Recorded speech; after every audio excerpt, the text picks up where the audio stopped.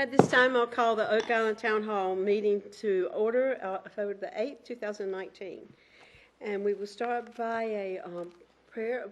First of all, thank you for coming tonight. We're excited. It's one of our town hall meetings. It's an open discussion. If you've signed up, you'll be able to speak. If you'd like to sign up now before we get started, it will be fine. And we're going to ask Charlie Blaylock to give us the benediction and the pledge of allegiance. Dear Heavenly Father, bless us as we come together to make decisions for our town and our citizens. Please watch over us and keep us safe as we go through the rest of the year. In God's name, amen. I pledge allegiance to the flag of the United States of America and to the republic for which it stands, one nation, under God, indivisible, with liberty and justice for all. Thank you, Councilman Blaylock.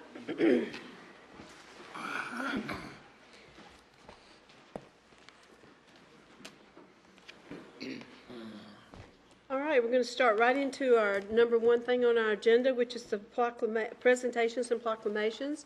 And we're going to start with number one. And Chief Ingram, are you here? Where's Chief? Come on up to the podium. And I'm going to ask our former officer of Oak Island to do the presentation. Charlie Blaylock.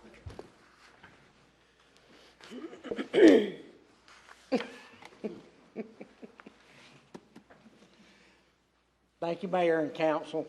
Tonight we have three of our officers and Lieutenant Frankie Cook, who's over Patrol Division, will explain to you what went on, but we're going to honor these people for their courage, bravery, and put himself in harm's way. So at this time, I'd like, where did he go? Lieutenant Cook. I know. He's going to explain what happened tonight that we would like to give these guys their... All right. Good evening, everyone. We're here, like he said, we're here to honor three of our officers that did an outstanding job back on September 17th. The three officers are Sergeant Lloyd Hames, Corporal Tom O'Brien, and Officer Kenneth Bullock, if you'll come up here.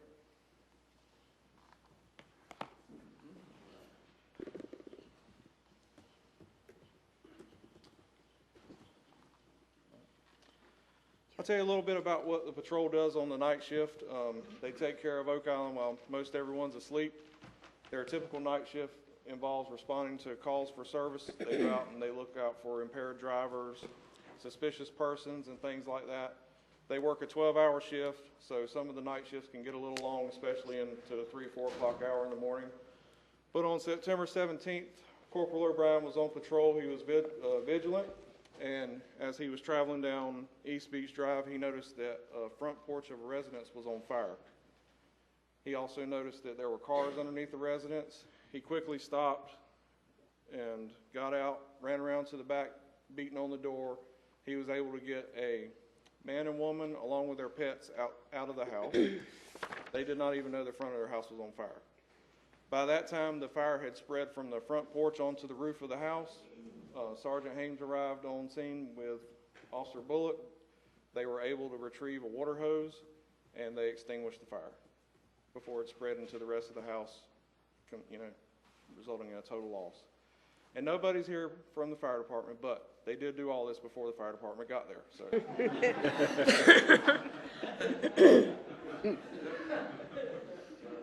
So we have this certificate, and the certificate, okay. Basically, it's certificates presented to each of them for our appreciation and our sincere respect and thanks for a job well done for their bravery. And I think Councilman Blaylock's going to present them. Yes.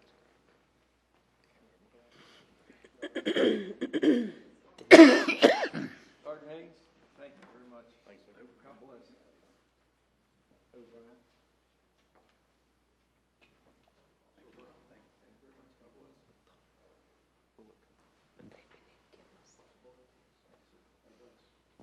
Stay safe.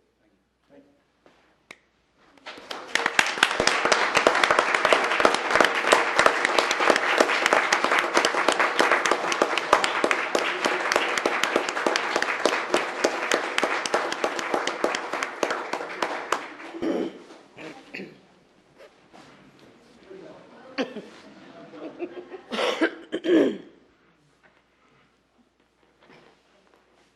Thank you, Mayor and Council. Thank you, everyone. Thank you so much.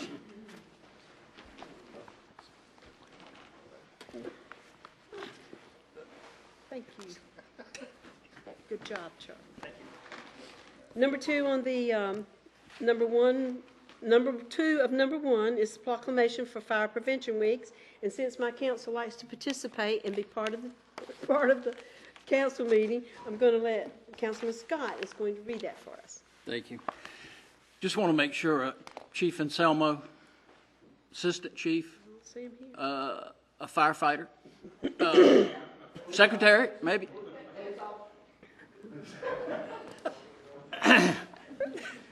Okay, proclamation for Fire Prevention Week. Town of Oak Island is committed to ensuring the safety and security of all those living and visiting.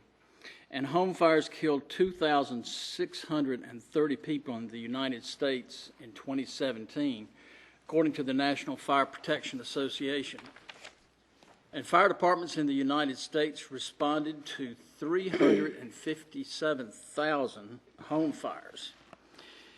And when the smoke alarm sounds, residents may have less than 2 minutes to escape for safety. Oak Island residents should make a home escape plan, drawing out a map of each level of the home, showing all doors and windows and including multiple ways out. An Oak Island resident should practice the home fire escape plan with everyone in the household, including visitors. Oak Island residents should practice the home fire escape drill at least twice a year during the day and night, and residents should teach their children to escape on their own in case adults can't help them, and make sure everyone in the house knows how to call 911 from a cell phone or a neighbor's home. And the 2019 Fire Prevention Week theme, not every hero wears a cape. Plan and practice your escape. Effectively serves to remind us that we need to take personal steps to increase our safety from fire. Therefore, Mayor Sin Brochure does hereby proclaim October 6th through 12th, 2019 as Fire Prevention Week throughout this city, and urges all the people of Oak Island to be aware of their surroundings, look for available ways out in the event of a fire or other emergency, respond when the smoke alarm sounds by exiting the building immediately, and to support the many public safety activities and efforts of Oak Island's fire and emergency services during Fire Prevention Week 2019. Proclaimed this 8th day of October 2019 by the mayor. Thank you. Thank you. Thank you, Councilman Scott. All right, we're moving on to the approval of the agenda. Is there any amendment to the agenda? Madam Mayor, Yes, Chair. I'd like to move number 5 off the agenda. 2 items removed from the consent agenda so we can have a better understanding what we're doing and so everybody else understands what we're doing. Okay. And Madam Mayor, I'd like to remove 3 and 4 as well for public discussion. 4. All right, anyone else? So 3, 4, 5 from the consent agenda becomes 1, 2, 3 new business? No, No, items it becomes removed. number 4, items removed from consent agenda. Got it. Okay, not hearing any more. I'll ask for a motion to approve the agenda as amended. Madam Mayor, I have a correction to the minutes. Okay.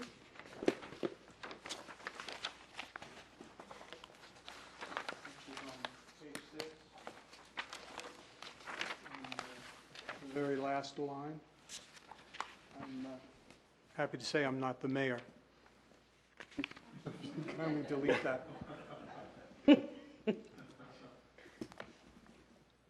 Thank you. Okay, entertain a motion to approve the agenda as amended. So, second. All in favor? Thank you. Okay, now we move into the fun part of our agenda. It's the town hall meeting, and I'm assuming that everyone that wants to get up, ask a question, or speak to the council has signed up. Please remember when you're called to the podium to state your name, and it's a 3-minute limit for your question. And then if there's an answer that's required, from whomever, we'll call them up or we'll answer it ourselves. Does that sound good? Lisa, do we have anybody on the meeting? Yes, ma'am. Rosalie Frederick.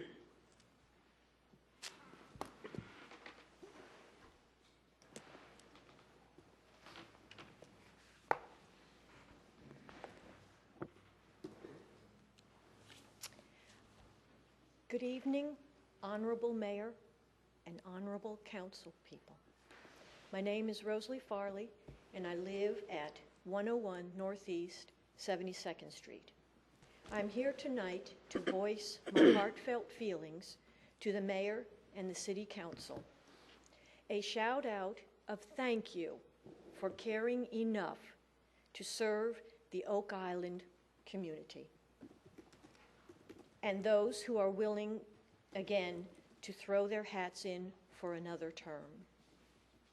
My husband and I have owned property since 2012, and since then we have seen a lot of changes that are good and others that are in need of revisiting. You all have had the task to guide this community from a sleepy beach resort to now a developing city. When I think of Oak Island, I think of it in terms of it being a very large cargo ship, and you all are sharing in the responsibility of steering it. As with changing directions of a cargo ship, when you make decisions, they are thought out as to not rock the boat, but to alter directions even if it means just incrementally. Honorable Mayor and honorable councilors, you were given tasks that were not decisions that you made, but you are working through them with diligence. There are many decisions that have been made and will be made as this community is combining the old ways with the new ways. You have made many improvements. A list is so long, I'm not allowed to expand on them since I only have 3 minutes. My mom taught me that if you do not like something, don't complain or find fault, but be a part of finding a solution if it really means a lot to you. I can only hope that the citizens of Oak Island can understand your dedication as I do for serving this community. Thank you again for serving. Thank you, Ms. Farley. Thank you for the kind words. Roseanne Fortner.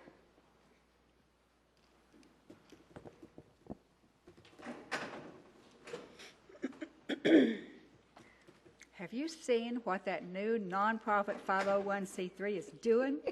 We are less than 2 months old, but we are out there for our mission of education and community engagement to produce a better beach for all. What a weekend we had. For a bunch of folks that didn't go fishing, we reeled in some big ones. Thursday, we rolled out a mobility mat between the pier and the 801 Events Center. 100 feet of solid surface for folks that are not able to walk safely on the shifting sands. This is a 5-foot wide mat that goes a long way toward helping people who are in wheelchairs or walkers or canes to get down to the beach that they want to be at, the beach that we can enjoy ourselves, but they want to so badly. This was a great experience for us, and there's been a lot of calls for more of them, so we'll be looking for other ways to put those in place in different locations. So that was one for our Better Beach for All. On Friday night, we had our first public lecture ever from the group. This was part of the engaging the community and providing education about a persistent environmental problem, that of microplastics in the environment. We brought in a guest speaker from Florida Sea Grant, and Dr. Meyer McGuire entertained people and also encouraged them about ways that they can make differences in their own lifestyle to help prevent the introduction of more microplastics in the environment. Not to let that opportunity get away, on Saturday, the next thing we did was to extend that education to the next generation. We conducted a workshop for educators for 4 hours on Saturday at the Rec Center. Educators got credits that they can use toward EE Environmental Education Certification, as well as materials they can use for teaching. We had 4 educators from New Hanover County and 4 from Brunswick County. We would really like to include more people in this adventure. The website is now up so that we can accept memberships, donations, and event registrations online. What are you waiting for? The beach needs you in every season. We want you now. I'll put a list of our coming events over on the table. Hope you can join us. Thanks. Ms. Faulkner, could you give us that website, please? Oh, Beach. This is an open meeting, so we can Sure. talk to you. Thank you, thank you. It's BeachOKI, one word, beachoki.org. You can put www in front of it if you want to, but you don't have to. BeachOKI.org. .org, right. Thanks so much. Wait, I have a question. Yes. The mat that was placed, I have not had the opportunity to go down and see it. How will you keep it from being covered with sand? Public Works Department, that was responsible for getting it in place for us, has been willing to keep it cleared of sand during the days that it's out there. It will stay out until storms come and everything else comes up off the beach, So it's too. removable? It's removable. It rolls up, 2 men can carry it. Thank you It's very so sturdy. much. I'd like to also say thank you for all you do, and you definitely are on fire. I mean, you've worked really hard, but this last year or probably the last 2 years has really been very productive for the beach, and I hope the city has played a part in partnering with you. Thank you. That's made that happen. We've had a great partnership with many of the departments in the town. and Very we good. hope to continue that.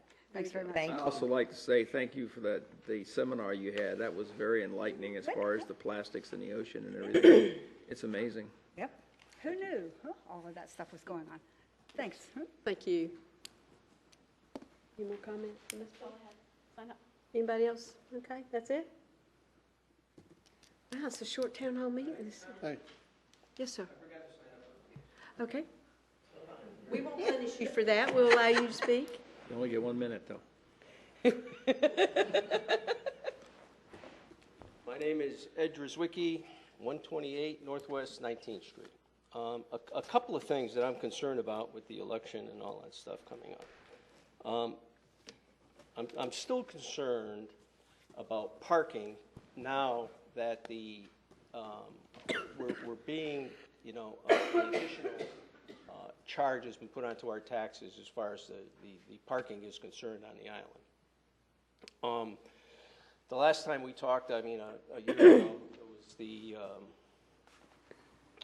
the amounts of money that were being brought in from the parking, and it turned out to be quite a fiasco, and the enforcing of it was going to be complicated. At least that's the way I interpreted it. And I'm just wondering, what direction are we thinking about as far as coming up with the parking? I see a car outside that says parking enforcement, and I'm wondering if that has anything to do with paid parking coming up in the future. Also, I'm concerned about two other things. That is the water quality of that's being given to us from the Brunswick County. It seems to me that the dumping is still going on in the river, and they had to shut off the water supply, and we had to go to the towers for our water for a short period of time. And I'm also concerned about the pollutants coming in from the river that are being dumped out on Caswell Beach that'll be drifting in our direction. And I want to know if we're being proactive on some of these items that have the potential of really destroying the reputation of this town and this beach. So I am concerned about that, but I never hear anything about it, and I am concerned. So thank you for your time. David, could Can we- you tell him, how often do we do water quality testing? Well, I mean, the state requires us to test the water monthly, so we have to test it on a monthly basis. But our water comes from the 211 water plant. It's not coming from the Cape Fear River. It will be our backup source. The county has a water plant on 211, and that is where we get the majority of our So we're water. not getting our water out of the river. No, sir. 99% of the time, we're getting it out of 211 plant. And as far as the parking enforcement, those are worked through the police department, and we do have people part-time during the summer, and they are riding around getting tickets. Thank you, but I'm just wondering where the thinking is going as far as the paid parking coming up in the future. That's what my major concern is, I guess. I don't think that's been any more discussed any further, but the signs you see on the cars are for the parking that is done like on the street and stuff now, not the paid parking. Does that answer your question, Mr. Wicki? Yeah. Okay. All right. All right, not seeing any more that's on the list, correct, Lisa? Does anybody else have questions or concerns or anything you else have? Let us know. That's not required.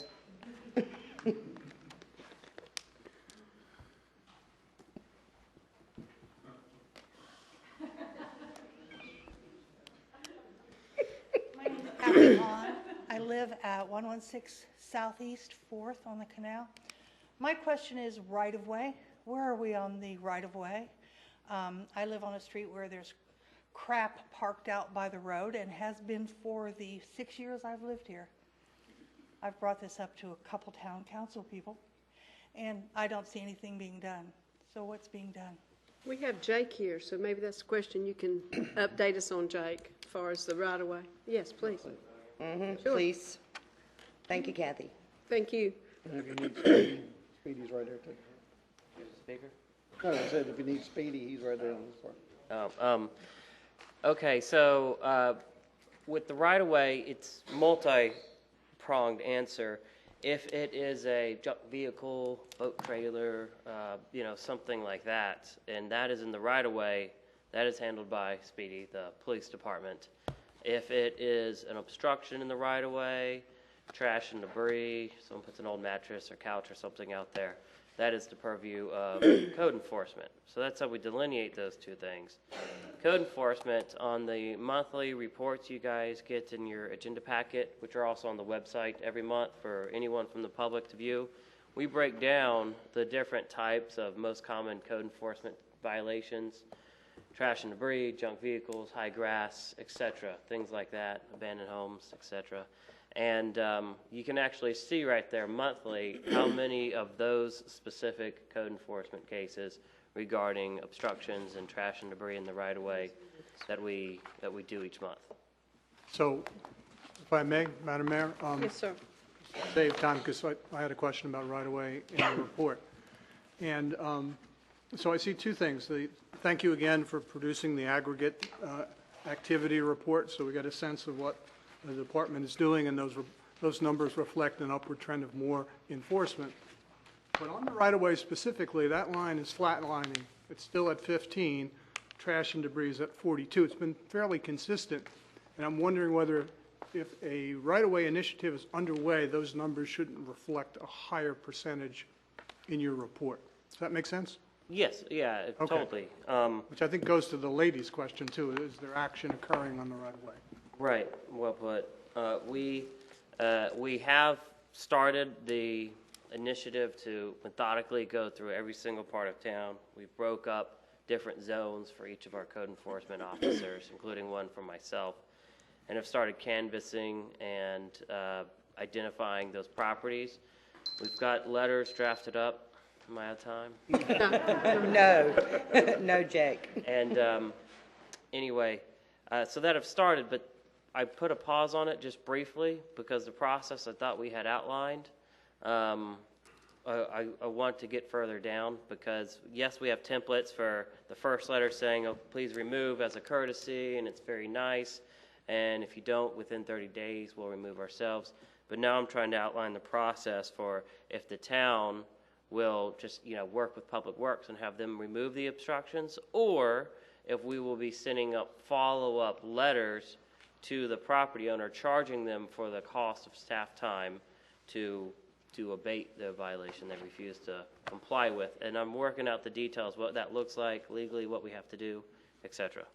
Yeah, and I appreciate the fact that you've taken some pains, as it were, to notify the public. There's a communication plan you're following.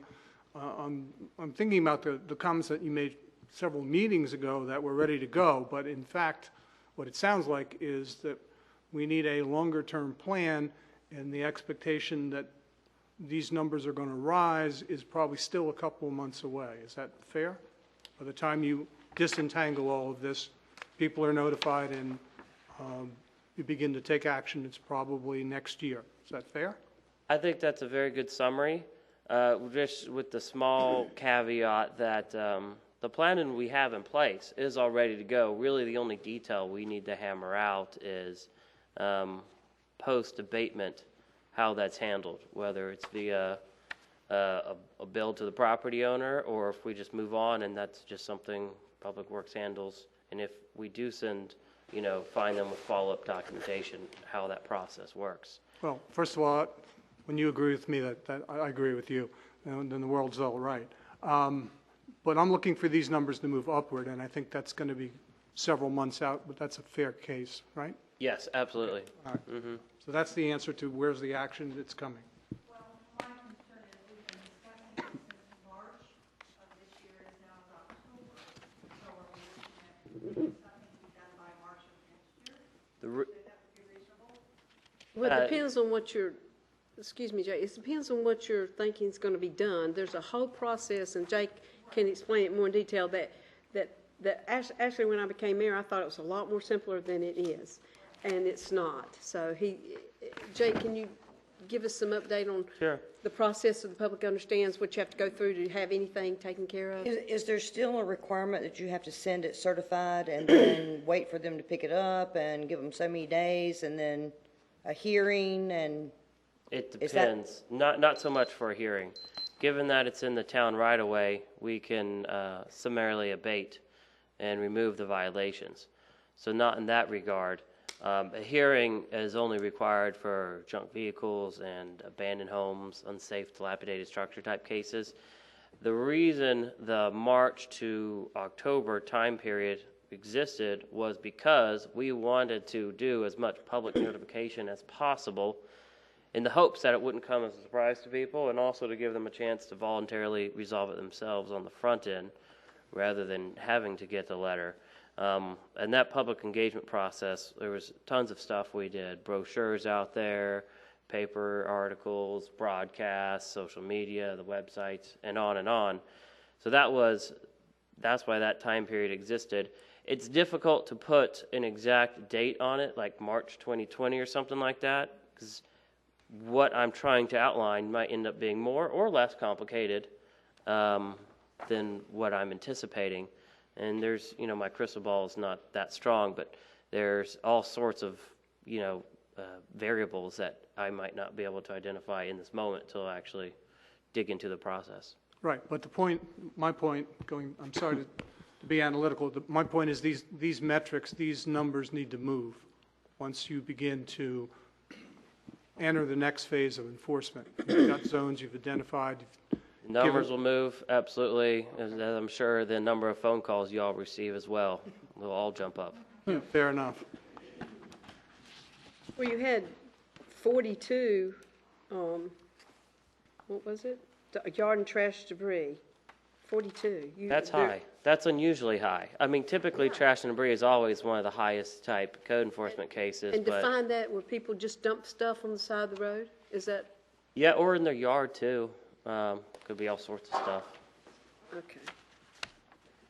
Okay. Also, you need to keep in mind, too, that these violations have gone on for years without being enforced, and it takes time to get everybody on board so that they understand what's going on, and I get that's what you're trying to do right there, so that everybody has an equal opportunity to respond.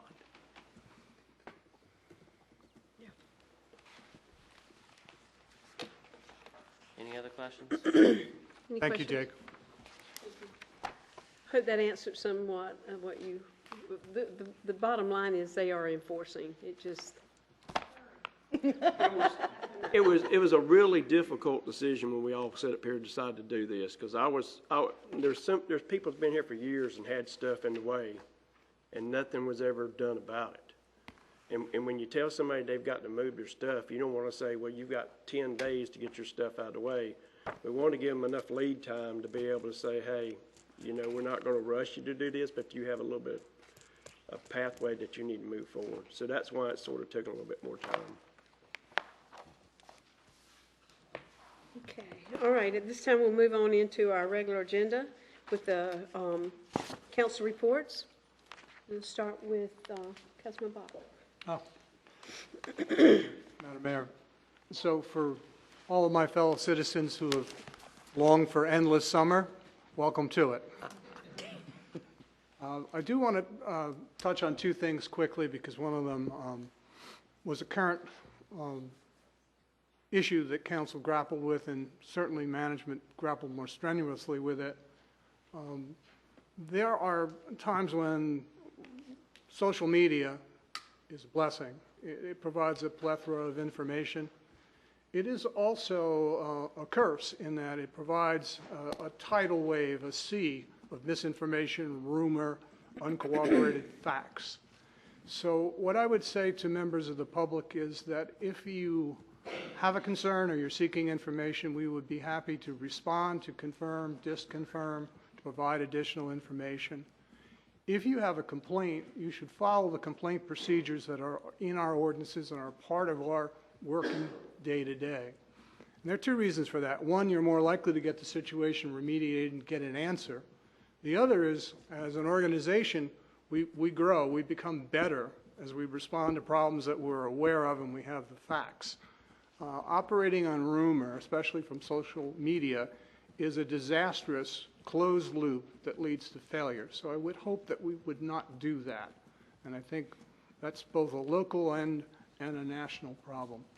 And the other thing is, as was mentioned earlier, we are in election season, and in the last cycle we had a 22% turnout approximately.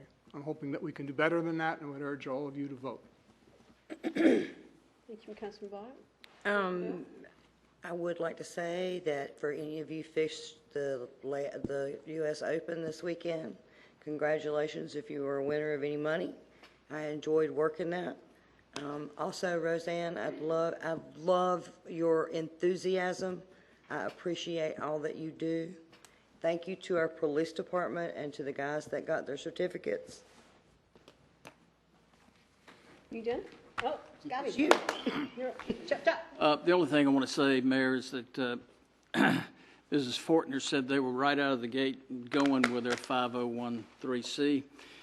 Well, the Friends of Oak Island Park, we're off like a herd of mud turtles, but we're getting there, okay?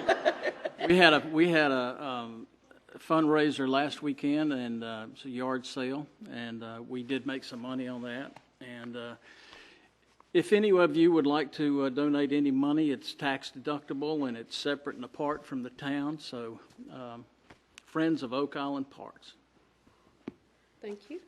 Councilman Blaylock, how about you? I'd just like to reinforce what Councilman Bach said. It can be a nightmare out there. You can get any kind of answer you want. Sometimes you get answers you don't want. But please, feel free to call on us or seek advice or answers from the people who really know, as opposed to those who profess to know. And on another note, and it's kind of personal to me, thank you, Chief. You got a good group going there. I'm very proud. Chief, tell everybody thank you. And the fire department, I want to say thank you. It's been a summer. We've had a couple of tragedies. And our staff, fire department, police department, went above and beyond handling all the situations, and I really want to say thank you to everybody for their job they've done.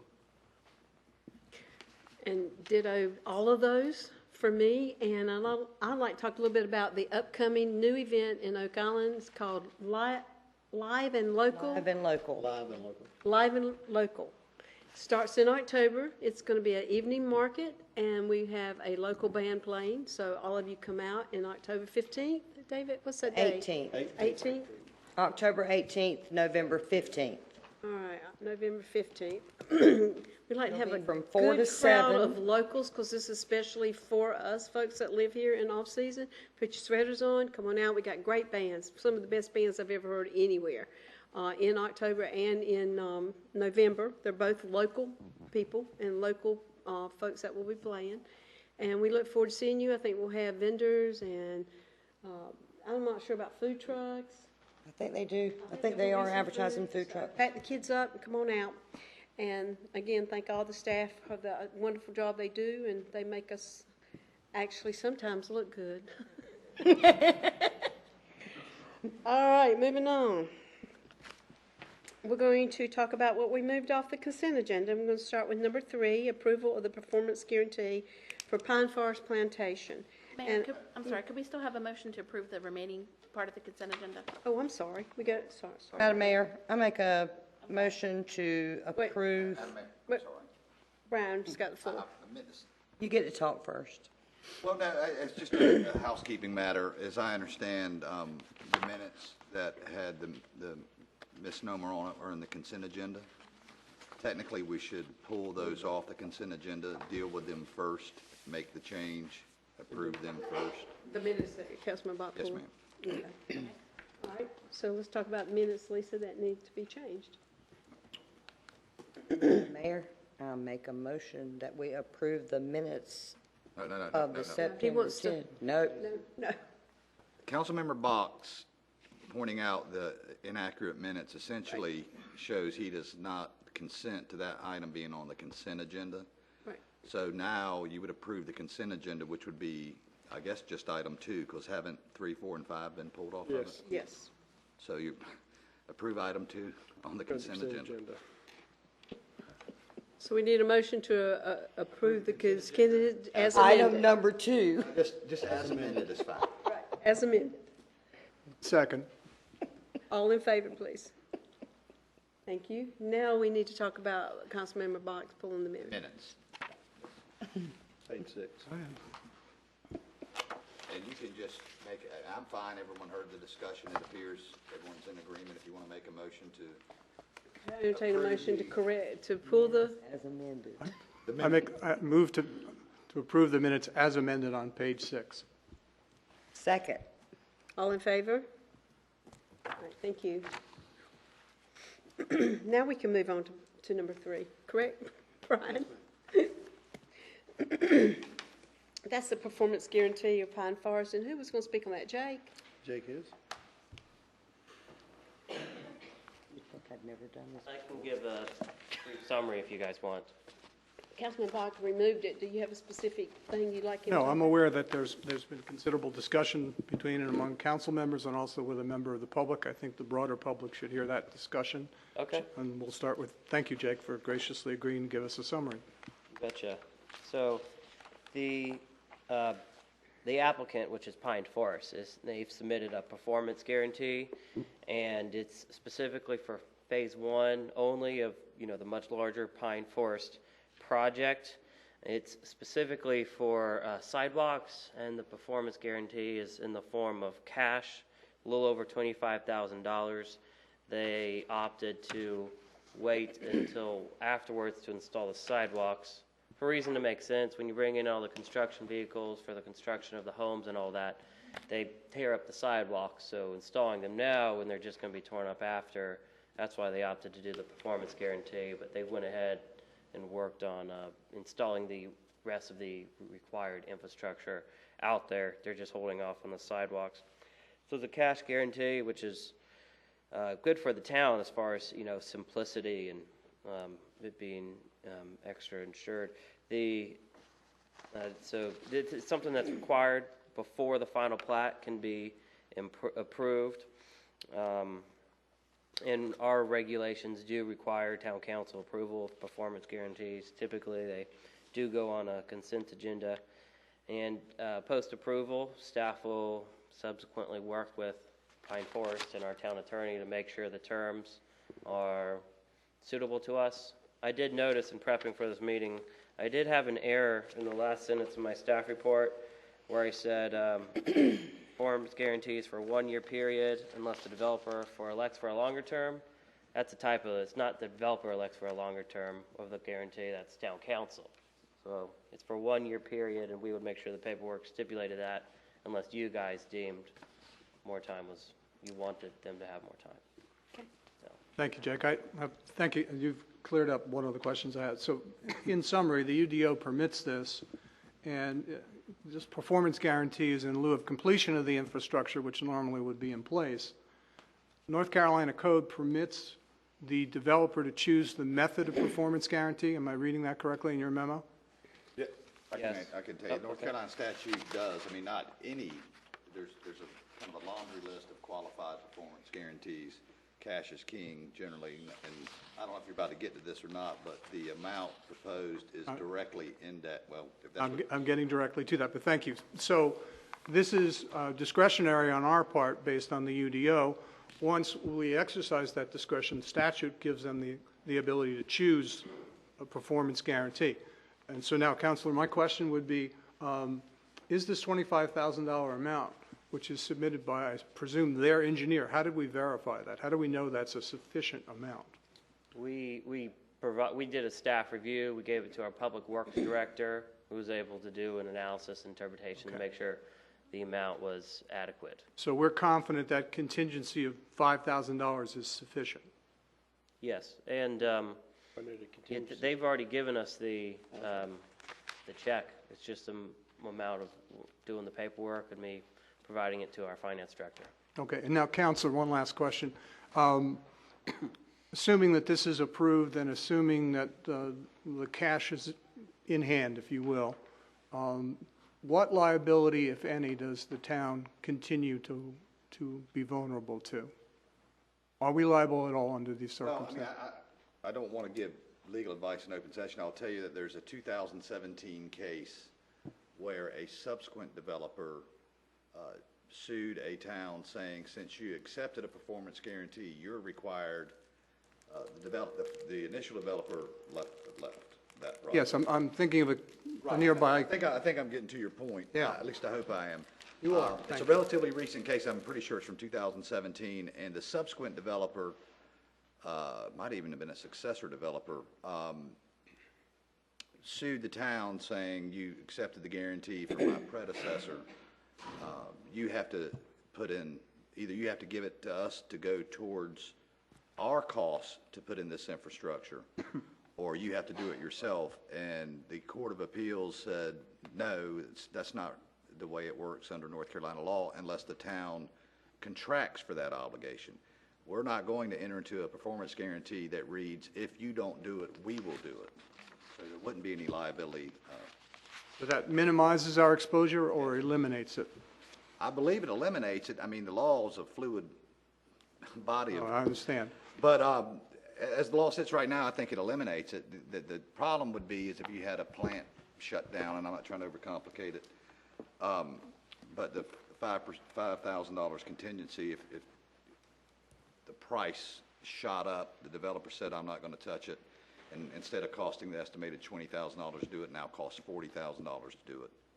I think that's the extreme exception, not the rule. So from that standpoint, just looking at worst case scenario, which I think we should think about as we embark on this, if we do, if there were a successor developer and that developer said, well, hey, you folks have approved this and the $25,000 that you approved is insufficient for my needs, I need 50, we're firewalled from that claim. Yes. Per current law.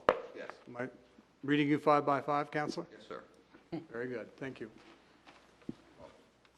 Any more questions from the council? Thank you, Jake. Good job. Okay, at this time, I'll entertain a motion to approve that. I don't know that we have the discretion to not. The question, I think the only question would be whether we believe the amount of cash is sufficient, not whether they can provide a guarantee in lieu of. By statute. I mean, the general statute, to the extent there's a conflict between the statute and our UDO, the statute overrules. At any rate, I'll answer any. I'm not trying to overcomplicate it. So how would you form a motion? What kind of motion would you have? I don't want to approve.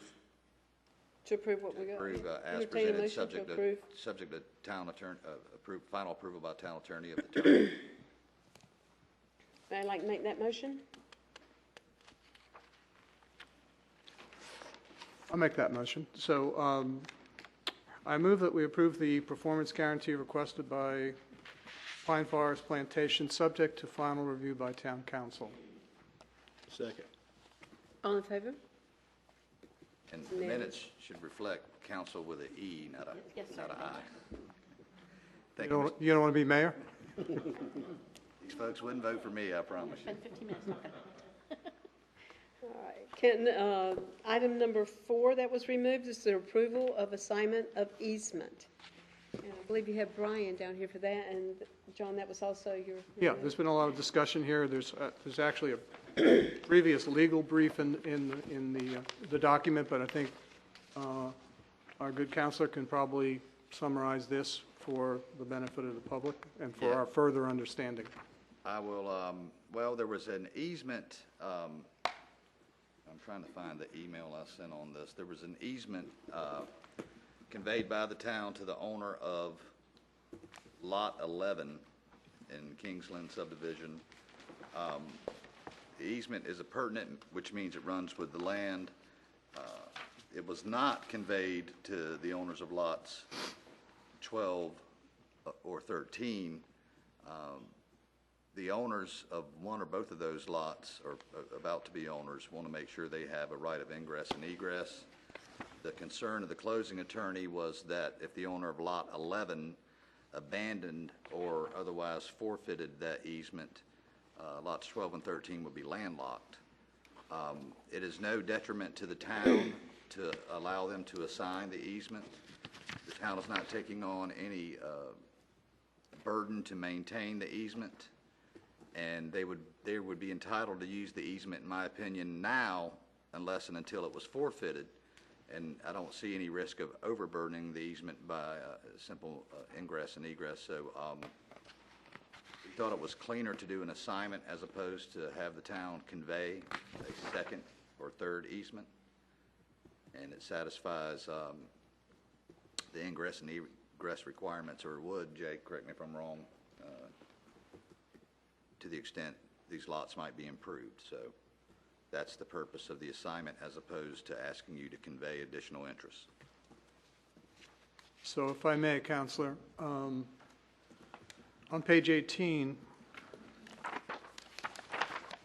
your predecessor as town attorney gives a legal opinion here in this meeting, and the language he's using about this conveyance in perpetuity, it's by implication, it's statutory, et cetera, et cetera. You are altering that to read assignment as opposed to convey. Is that the key change here? No, a conveyance is an actual new act. Conveying it's a separate property interest. An assignment is an existing interest that's out there. The only reason we're on the document is just acknowledging that it happened. It's between lot owner 11 and the assignee, the assignor and the assignee. We're just signing off on it because it's our original easement that they're assigning. Okay, so let me ask the bottom line question. So therefore, the town does not incur any liability by virtue of approving this action, correct? Correct. In fact, it's designed to obviate future, not liability, but court costs. Again, in the unlikely event the owner of Lot 11 abandoned the easement and these people were landlocked, they'd have to file a lawsuit to try to judicially establish a means of ingress and egress. Inevitably, they drag the town into it, or want to take depositions of town employees or staff, or maybe even elected officials, and that's just a waste of money we don't need to incur. So in this case, there is a prior precedent. We've already granted part of it, and we're continuing to expand that, but without liability to the town. No? I'm not trying to parse words. We're not conveying anything else. We've already conveyed it.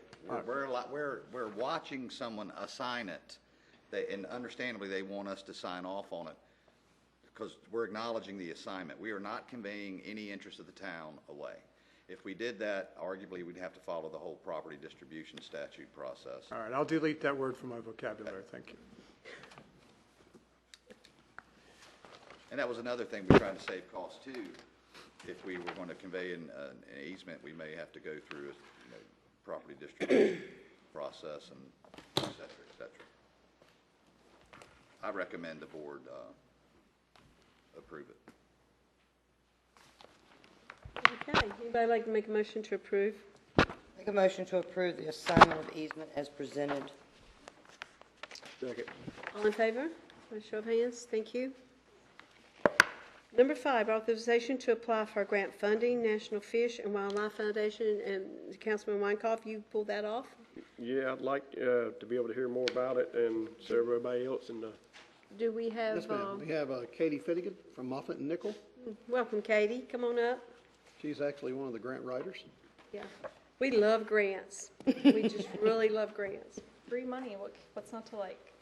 So the National Fish and Wildlife Foundation, sometimes I'll say NIFWIF, that's what I'm talking about, so I don't have to keep saying National Fish and Wildlife Foundation. But they released a grant funding for emergency coastal resilience as a result of Hurricane Florence. And with our 2 upcoming projects for the beach nourishment underway, we thought that this was a great opportunity to get some additional funding for that. So for the 2019-2020 beach nourishment project, we're thinking of asking for $1.5 million and $3 million for the following project in 2020-2021. These amounts are within the range of what is expected and recommended by NIFWIF.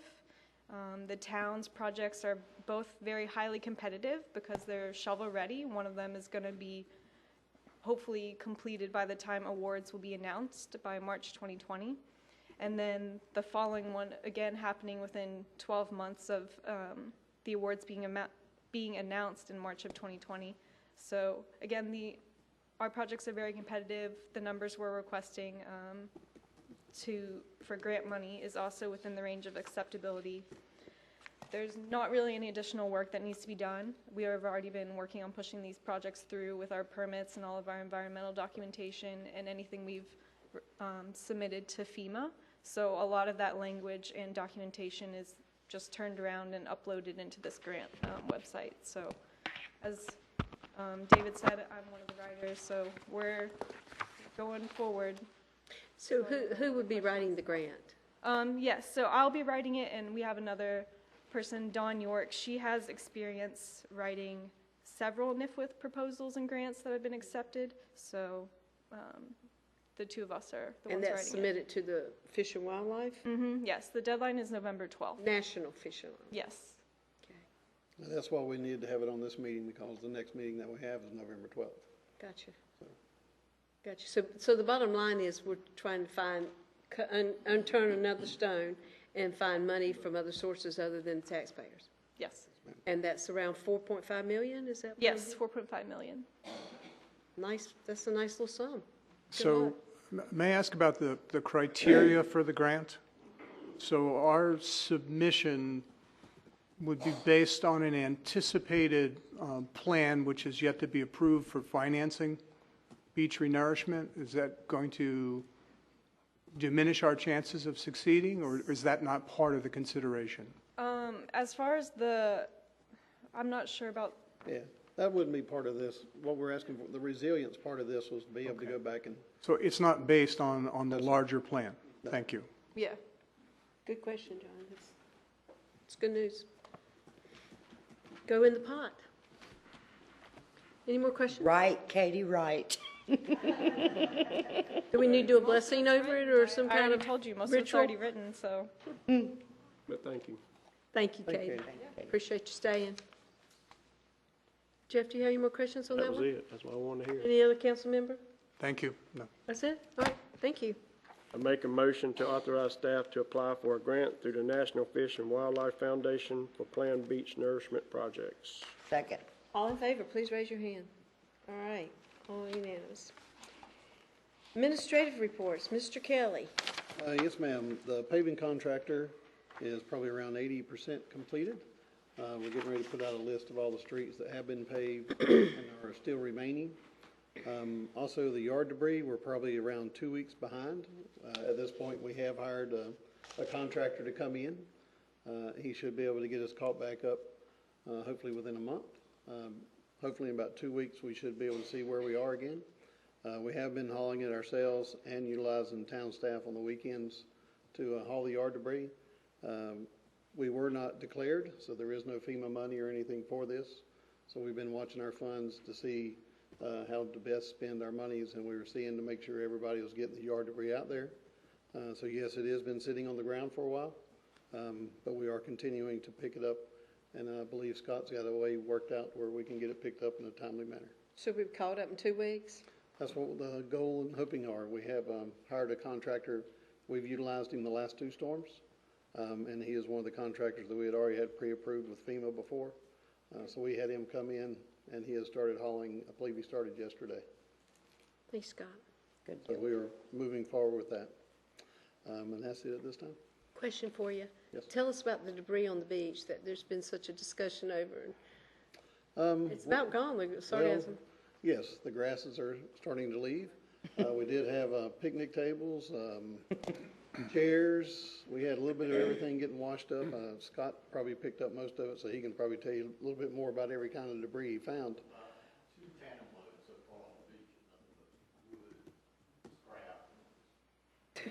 Do we have any idea where it came from? My goodness. We contacted CAMA, we contacted Marine Fisheries, we contacted everybody we could and let them know that we were going to be out there because turtle season hadn't ended yet. Yeah. So we contacted Skip about the turtles and made sure we had everything on our side covered. And then went out there and started picking up the debris, but they picked up most of the debris and left the grass. And as you can tell out there, Well, the that's grass Mother is starting- Nature. Yeah, Yeah. it's starting to take care of itself. But We it sure was a don't need lot of everybody fun. else's trash coming up on our beach, do we? All the way down the beach. Wow. Madam Mayor, I have a question for Mr. Kelly, if I may.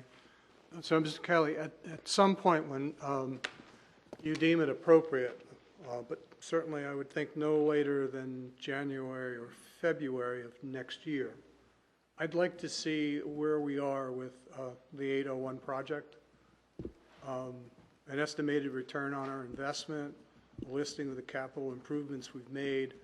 I think it's important for us as a council to monitor that project as it goes forward, and I realize we're in the startup phase, but at some point we need to look at these numbers and see if they're trending in the right direction, see if we're attracting the kind of business that we thought we would, et cetera, et cetera. So when you think that's appropriate, I'd like to see those numbers. Yeah, we already have David We had that Hatton. in our report, do we not?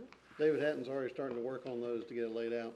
No, the report just indicates the number of people who've expressed interest. It does not. Detailed summary. I want numbers, yes, please, thank you. You'll get it on the pier and 801. Thank you. Any further questions from David? Okay. Brian, do you have any comments? Just quickly, I spoke with, I can't pronounce her last name, but her first name's Dorothy with the U.S. Corps of Engineers in Savannah. She's in the property estate acquisition branch of the Corps. The Corps has certain language they require to be in their nourishment easements. If a project's going to get federal funding, she was kind enough to send me that template so we can incorporate it. All cities and towns that I'm aware of, for that matter, have not historically used that language. The Corps is starting to tighten down on that, so I spoke with Ms. Stites and Mr. Kelly. We're going to incorporate that language into our easements. That way, if and when we get, have a federal project or a project's funded with federal money, we don't have to go back out and spend all the time and money to get a second set of easements on the same property. So that's my report. Thank you. Awesome. Thank you. Any questions from council? Okay. We have no new business tonight, and I've been told there is no need for closed session, so at this time I'll entertain a motion to adjourn. So moved. Second. All in favor? Thank you. Thank you all for coming.